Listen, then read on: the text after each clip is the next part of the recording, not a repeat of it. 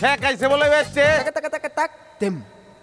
ওই বাইরন, আসসালামু আলাইকুম। ওয়ালাইকুম আসসালাম। হালা বিনতে মজনুন। হালা কই কি মজনুন মানে জানোস তোরা? না ভাই। পাগল। তা আমি কি পাগল? না ইসমে ফারুক মানে আমার নাম ফারুক। জি ভাই। ইসমে ওয়ালিদে জাফর মানে আমার বাপের নাম জাফর। জবরদস্ত। হ্যাঁ, আনা সাবাতিল আল আমাল, এটার মানে হইল আমি একটা পিওর বেকার যুবক।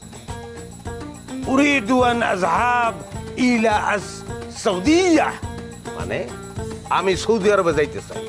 تقدر اتكلم بالعربي بالعربي عربي ওই আমার জিগায় তুই কি আরবিতে কথা কইতে পারোস? কি কয়? হালাকি বলদ নি, তাহলে এতক্ষণ আমি কি কইলাম? হ্যাঁ, তোরা দূর হিন্দি কই গেলি গা শুয়াইয়া শুয়াইয়া। আচ্ছা, পুরা সেন্টেন্সটাই কই। হ্যাঁ কই নাম ইকদার আতাকাল্লাম শুয়াইয়া শুয়াইয়া, এটার মানে হইতেছে অল্প বিস্তর পারি আর কি। يا شويه مرحبا مرحبا ايها السبل عادل الهدى نحن نسبل نحن نهدو الال মানে আমার এই বিষয়তেছে, বুঝতে পারছস? হ্যাঁ, শুক্রিয়া শুক্রিয়া। আন্তা ইবনুল কফিল। انا بسيسي اسمي ولدنا كفيل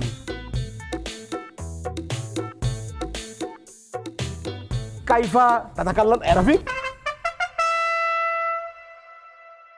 আরে এত কইতে পারবো না, এতক্ষণ আরবি কোন জানি। আরবি কোন একটা লিমিট আছে, কাজের কথা আসেন।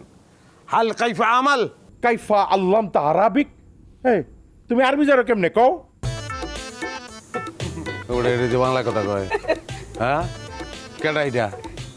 ভাই হ্যাঁ। ও তো দুবাসী, সে একজন আরবের শেখ, এই যে কফিলের ছেলের বন্ধু।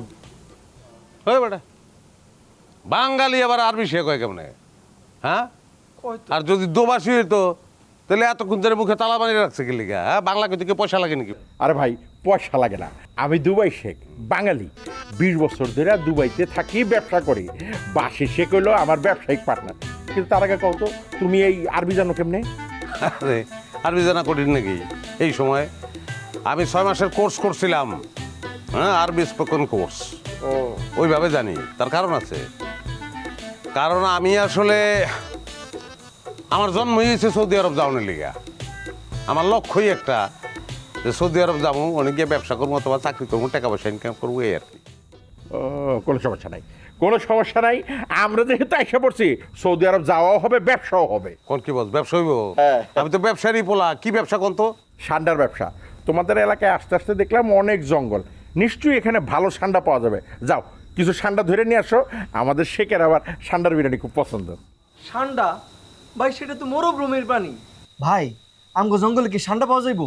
আরে সান্ডা পাওয়া যাবে, সান্ডা বিভিন্ন প্রকারের হয়। জঙ্গলি সান্ডার আলাদা একটা টেস্ট আছে। আমাকে কফিলের ছেলে তো আবার সান্ডার বিরিয়ানি খুব পছন্দ করে, কোনো সমস্যা নাই। ফারুক, এক কাজ করো, তুমি তো আরবি জানো, তাহলে তোমাকে এই এলাকার পুরো দায়িত্বটা আমরা দিব। তুমি আসো, দস্তরখানায় বসে তোমার সাথে আমরা খাইতে খাইতে গল্প করি। আর বস আমার দায়িত্ব দিয়ে দিলেন মানে আমার কি চাকরি হয়ে গেল নাকি? অবশ্যই দেয়া হয়ে গেল, মানে হয়ে গেছে ধরো। আলহামদুলিল্লাহ, চাকরি তো হয়ে গেছে রে।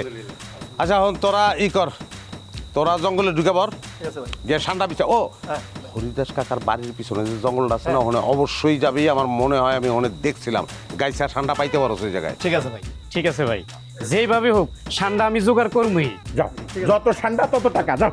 ওই তোর আবার ঠান্ডা মনে করে গুইসাপ ধরে আনিস না, তাহলে কিন্তু উল্টা জরিমানা হইতে পারে। না না না, জরিমানা হইব না। আর গুইসাপেরও ব্যবসা আছে আমাকে কোম্পানিতে। তোমরা একটা কাজ করো, যাও একটা ভালো জাতের গুইসাপ কয়েকটা ধরে নিয়ে আসো, ঠিক আছে? ওই বাংলা ঠান্ডা, ওইটা হলো গুইসাপ, কোনো সমস্যা নাই, ওইটারও ব্যবসা আছে, ভালো দাম পাবা। যাও, হ্যাঁ যাও যাও। ফারুক, তুমি ভিতরে আসো, তুমি তো এখন আমাদের লোক। আসো আসো।